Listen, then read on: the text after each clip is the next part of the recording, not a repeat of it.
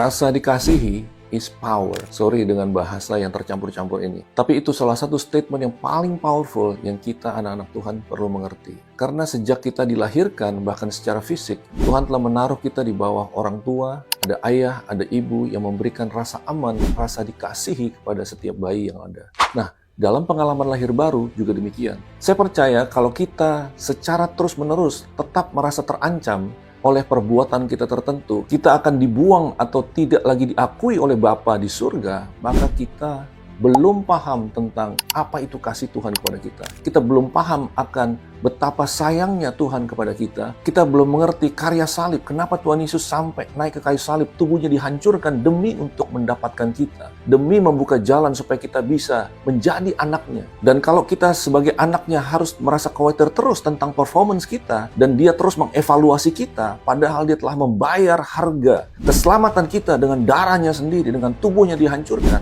maka kita kehilangan salah satu power yang ada di dalam perjanjian baru, yaitu tentang kasih Tuhan yang akan membuat kita merasa secure, aman di dalam Dia, dan sekaligus menciptakan power untuk hidup kita diubahkan. Tingkah laku kita menjadi berubah itu karena kuasa power tadi. Bukan karena dituntut, bukan karena dipaksa, bukan karena hukum-hukum yang diterapkan kepada kita. Di konten sebelumnya saya cerita tentang meninggalkan kasih mula-mula, bukan tentang kasih kita, tetapi tentang gambar akan kasih Tuhan kepada kita. Jadi Tuhan mengasihi kita itu tidak berubah. Oleh sebab itu disebut agape. Agape adalah kasih yang tidak bersyarat, kasih yang tidak ada alasannya. Jadi dia punya kasih kepada kita itu konstan. Cuma kitanya memahaminya tidak secara sempurna. Oleh sebab itu pada saat kita evaluasi diri kita, evaluasi performance kita, tingkah laku kita merasa Tuhan punya kasih itu naik dan turun sesuai dengan performance kita. Pada saat kita lakukan itu, maka kita merasa seperti Tuhan meninggalkan kita. Itulah yang disebut meninggalkan kasih mula-mula. Meninggalkan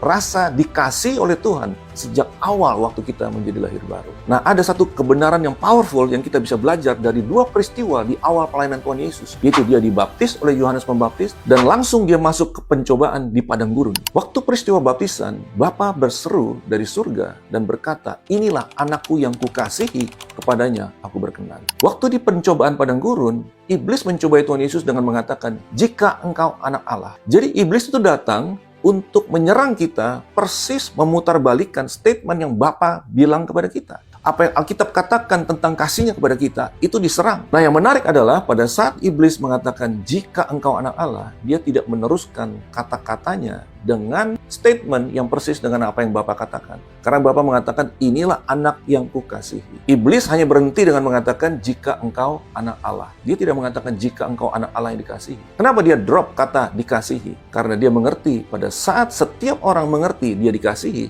maka dia punya power untuk mengalahkan pencobaan, mengalahkan serangan iblis.